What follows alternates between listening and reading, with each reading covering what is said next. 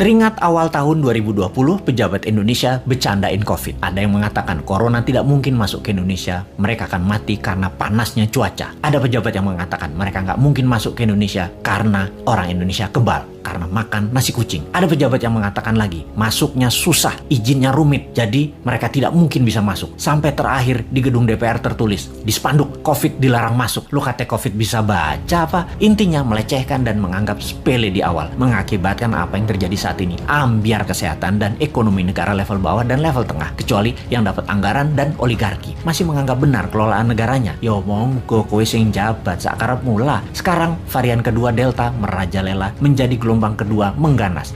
Mulai disalahkan rakyatnya nggak kuat sama PPKM aja mengeluh, apalagi di lockdown. Nah kok ngene sih sampean bernegaranya, Cak? Kok nuduh rakyat? Bentar, jangan-jangan kalau di lockdown 100% dengan darurat militer plus dikasih cuan selama 14 hari langsung reda COVID-nya ketimbang di PPKM kan, dimana 80% manusia masih pada ngider bingung sih tepatnya. COVID jadi tetap merajalela karena ikut bergerak juga mengikuti cangkangnya. Sudahlah, pokoknya nggak ada lockdown, adanya PSBB, lalu PPKM, lalu nanti muncul singkatan baru dan apalagi strateginya, ya terserah. Lalu sibuk vaksin sana sini, tahu-tahu ada strain mutasi baru, Lambda, jreng, kaget lagi. Dimana Lambda ini katanya anti vaksin, kebal vaksin. Apa sih sebenarnya yang terjadi? Vaksin sama virus kok pinter-pinteran begini, sakti-saktian, punya jurus di atas jurus. Karena bernegaranya punya gaya sendiri, gak mau denger ilmu selain ilmu orang di sekitar istana, maka ya gak apa-apa kita gak dianggap. Walaupun kita selalu memberi solusi melalui sosmed, kita ingatkan versi lain. Pernah kita berikan solusi pakai gelang hijau, fokus di daerah hijau, dan pakai darurat militer,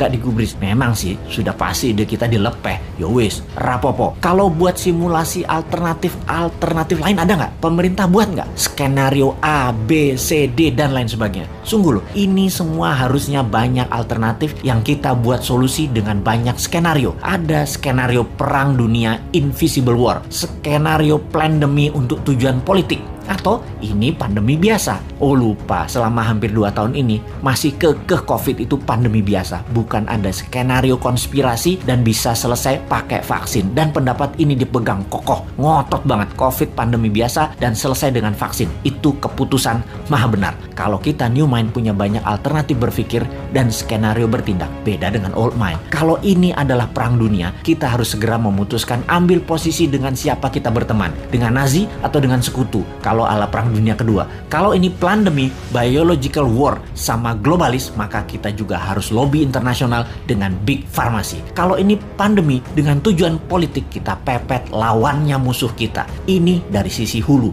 dari biang masalahnya. Kalau dari sudut pandemi globalis yang terus menginginkan kendali kesehatan, maka apa yang terjadi kalau vaksin sudah 100% populasi di Indonesia, ternyata pandemi COVID tidak hilang juga? Beli vaksin lagi? Lama hal ini sudah kita pertanyakan, namun pejabat bilang tidak mungkin, pasti hilang dengan vaksin. Iya paham, kalau tidak selesai ya nggak dijawab. Lalu yang dia bilang adalah lo ngeyel sih. Oke, kalau new mind bagaimana? Punya skenario lah kalau new mind. Skenario kalau COVID tidak bisa selesai oleh vaksin. Cara berhitungnya sederhana. Kalau terpapar 20.000 per hari, maka sebulan 600.000, setahun 7 jutaan. Saat ini 3,5 jutaan, alias total sampai akhir tahun 2022 bisa mencapai 15 jutaan. Dan ini baru memapar 5-10% populasi. Dimana kalau ternyata vaksin tidak menyelesaikan penyebaran COVID, maka 7 tahun COVID baru hilang dari bumi Nusantara. Karena untuk herd imunitas harus 70% tercapai.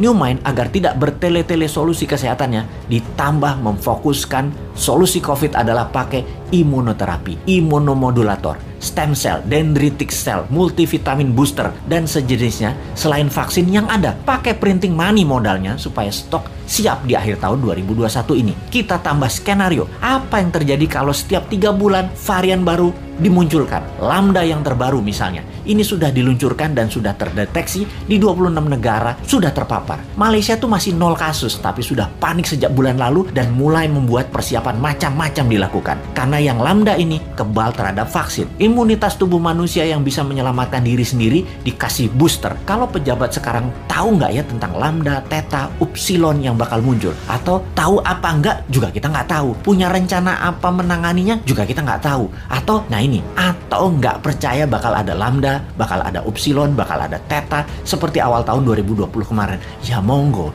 Jadi kalau vaksin tidak menyelesaikan masalah ditambah varian baru yang lebih kuat muncul, mau PPKM karet berapa lagi? Karet 4 seperti sekarang aja jebol. Kalau karet 10 pedes banget ya. Masih belum nyadar juga ya bahwa solusi selama 2 tahun ini belum terlalu tepat. Setidak tepat selalu berhutangnya untuk hal yang tidak produktif di dalam bernegara. Ayolah melobi globalis. Bisa kan ngerti? Cuma nanya, jangan marah dong bos. Aku ya ora paham. Cuman kasihan rakyat aja.